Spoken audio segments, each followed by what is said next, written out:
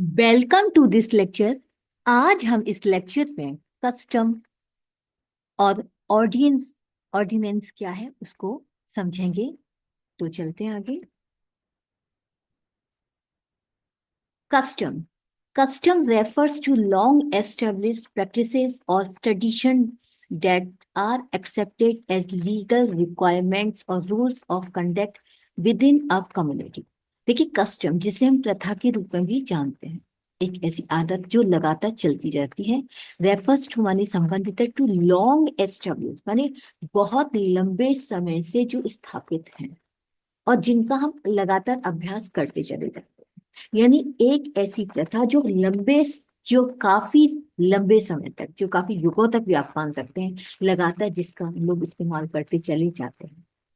और ट्रेडिशन या परंपरा डेट आर एक्सेप्टेड, और वो ऐसी प्रथा या परंपरा जिसे लोग एक्सेप्ट करते हैं, स्वीकार करते हैं एज लीगल रिक्वायरमेंट्स, एक कानूनी आवश्यकता के रूप में, और रूल्स ऑफ कंडक्ट या जिसे हम एक तरीके से व्यवहार का नियम मान लेते हैं विद इन ए कम्युनिटी, यानी कम्युनिटी के अंतर्गत। यानी हम ये कह सकते हैं कि कस्टम है क्या।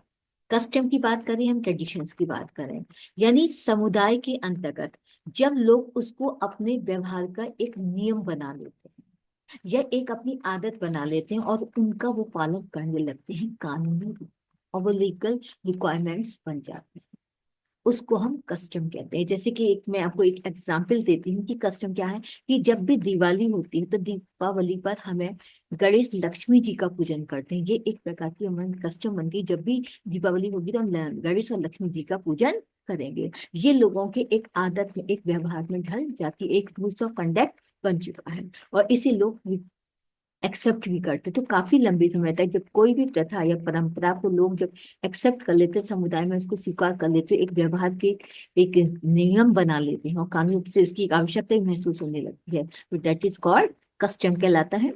इन लीगल टर्म्स, अगर हम कानूनी शब्दों की बात करें, customs can become a source of law. तो कस्टम कानून का एक स्रोत भी बन सकता है when they are consistently followed over time। जब कस्टम्स को, उन प्रथाओं को लंबे समय तक क्या किया जाए, फॉलो किया जाए, कंटिन्यूस माने नियमित रूप से। जब उनको नियमित रूप से काफी समय तक इनका फॉलो किया जाता है, जिनका अनुकरण किया जाता है, and are recognised by courts, और उन कस्टम्स को हम कानून के द्वारा हम क्या करते, रिकॉग्नाइज कर देते हैं, उनको स्वीकृत दे देते हैं एज बाइंडिंग, और उनको कानून के द्वारा बांध दिया जाता है। जैसे कि अब हम एक कस्टम, एक कानून हम ये भी बनाते हैं कि जब भी हम सड़क को क्रॉस करते हैं तो हमें रेड और ग्रीन लाइट का ध्यान रखना चाहिए। तो चलते समय ये भी एक क्या बन जाता है, एक नियम बन जाता है, और इसको लगातार लोग जो फॉलो करते चले जाते हैं, और एक कानूनी रूप में भी इसको माना जाता है। तो इस तरीके से जब कानून के द्वारा किसी भी प्रथा परंपरा को एक पहचान दे दी जाए, उसको स्वीकार किया जाए और लोगों को के जरिए उसको बाउंड कर दिया जाए, तो वो एक कस्टम कहलाती है। दे रिफ्लेक्ट सोसाइटिकल वैल्यूज। हालांकि ये जो कानूनी जो कस्टम्स होते हैं, ये सामाजिक मूल्य को भी बताते हैं, एंड ऑफन फिल गैप्स, और उन सभी गैप्स को, उन सभी जगहों को भर देते हैं where written law is silent, जहां पर कानूनी जो लिखित जो कानून होता है वह यहाँ साइलेंट रहता है। यानी कुछ ऐसे कानून होते हैं जो लिखे जाते हैं, लेकिन वो लिखे हुए जो कानून लोग वो कभी बोलते नहीं है, लेकिन हम व्यवहार के जरिए उनका पालन करते हैं। जो व्यवहार के जरिए उनका पालन किया जाता है समुदाय के अंतर्गत, और कानून को प्रबंधित किया जाता है, तो हम उनको कस्टम्स कहते हैं। अब देखते हैं कि ऑर्डिनेंस क्या है।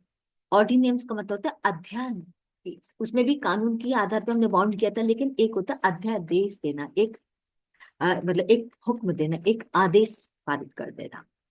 An ordinance is a law. An ordinance क्या है, एक अध्यादेश क्या है, एक कानून है। और रेगुलेशन एक नियमितता है, विनियमन जिसे बोल सकते हैं, made by A local authority, जिसे किसके द्वारा, एक जो स्थानीय जो अथॉरिटी होती है, जो स्थानीय जो प्राधिकरण होता है, और जो स्थानीय जो गवर्नमेंट होती है, जो स्टेट गवर्नमेंट हो सकती है, उसके द्वारा जब भी कोई विनिमय बनाया जाता है, कोई कानून बनाया जाता है, तो उसको हम क्या कहते हैं, ordinance. It is usually enacted by municipal bodies. इसको ज्यादातर जो इस्तेमाल किया जाता है, जो इस अधिनियम को जो पारित किया जाता है, वो म्यूनिसिपल बॉडीज, जो म्यूनिसिपल बॉडीज जिसे नगर निकाय बोलते हैं, जैसे कि सच है सिटी काउंसिल हो सकते हैं नगर परिषद। तो नगर परिषद जो म्यूनिसिपल बॉडीज है उसके द्वारा इसको स्थापित किया, इसको लागू किया जाता है, अधिनियम किया जाता है। And deals with local issues, क्योंकि ये स्थानीय है, स्थानीय का मतलब एक जगह से सीमित है, स्टेट लेवल की बात कर सकते हैं किसी भी। तो जब वही होता है तो वो लोकल इश्यूज को डील करता है। तो इस जब ऐसे कानून जब पारित किया जाता है तो उसे हम लोकल इश्यूज इसमें डिस्कस किए जाते हैं, जैसे कि जॉनिंग जैसे इश्यूज हो गए, पब्लिक सेफ्टी हो गई, हम सार्वजनिक सुरक्षा सुरक्षा की बात करें, एंड सैनिटेशन, और हम स्वच्छता की बात करें तो हम उन्हीं स्वच्छता की, उन्हीं जॉनिंग की, उन्हीं पब्लिक सेफ्टी की बात करेंगे जो उस स्थान से संबंधित है। तो एक हम लोकल बॉडीज, जो म्यूनिसिपल बॉडीज है, लोकल बॉडीज के आधार पर जब किसी भी इश्यूज को किया जाता है तो वो ऑर्डिनेंस के आधार पर कार्य किया जाता है। इन सम कंट्रीज, हालांकि कुछ देशों में ऐसा भी देखा गया है, an ordinance can also refer to temporary law, कि ऑर्डिनेंस को हम एक तात्कालिक, एक स्थानीय यानी कुछ अस्थायी कानून के रूप में भी संबंधित किया जाता है। इशूड बाय द एग्जीक्यूटिव, जो कि एग्जीक्यूटिव जो एक जो विधिका होती है उसके आधार पर इनको इशू किया जाता है। When the legislature is not in session, जब विधायिका सत्र में नहीं होती, जब भी कोई ऐसे कानून वहां प्रॉपरली कानून नहीं होता तो कुछ समय के लिए टेम्पररी कानून वहां पर बना लिया जाता है, एक अस्थायी कानून वहां पर बनाया था। यानी कभी कभी देखते हैं कुछ समय के लिए कानून बना दिया तो उसी कानून के आधार पर वहां पे कार्य किया जाता है और कुछ समय बाद उस कानून को हटा दिया जाता है। तो ये जब तभी होता है जब वहां पे legislature is not in session, जब वो कोई विधायिका वहां पर सत्र में नहीं होती, कोई बड़ा कानून वहां पर लागू नहीं होता। जैसे कहते हैं कभी कभी कुछ चीजें ऐसी हो जाती है कि अचानक हमें कर्फ्यू लगाना पड़ गया, तो अचानक लगाना, उस एरिया में लगाना पड़ गया, लेकिन कुछ समय बाद उसको हटा दिया जाता है, तो वो क्या होता है, टेम्पररी लॉज के आधार पर काम किया जाता है। तो इस तरीके से कुछ ऑर्डिनेंस होता है जहां हम कानून के आधार पर कार्य करते हैं, केवल उसमें लोकल बॉडीज इश्यूज को ही हम डिस्कस, उनके साथ वो चीजें डिस्कस की जाती हैं। कंक्लूजन, अब देखते हैं कि दोनों भाषा का डिफरेंस भी क्या है। Both customs and ordinances play important role in the legal system. अगर हम लीगल सिस्टम की बात करें, हम कानूनी प्रणाली की अगर बात करें तो इसमें कस्टम्स और ऑर्डिनेंस दोनों ही अपनी महत्वपूर्ण भूमिका निभाते हैं। Custom as informal sources of law, custom को एक इनफॉर्मल अनौपचारिक स्रोत कहा गया है, किसका, कानून का। अनौपचारिक क्योंकि लोगों के द्वारा स्वीकृत किया जाता है और लंबे समय तक इसका इस्तेमाल किया था, वो अपनी आदत में इसको ढाल लेते, वो एक नियम बना लेते अपनी आदत का। एंड ऑर्डिनेंसेस एज फॉर्मल, और ऑर्डिनेंसेस वो एक औपचारिक स्रोत कहा जाता है।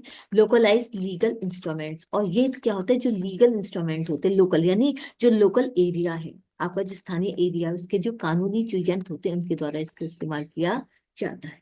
तो इस तरीके से हमने देखा, इस लेक्चर में हमने जाना कि कस्टम्स क्या है तो ऑर्डिनेंसेस क्या है।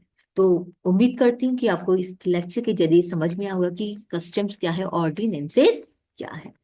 सो प्लीज लाइक और सब्सक्राइब करना ना भूलें। Thank you very much.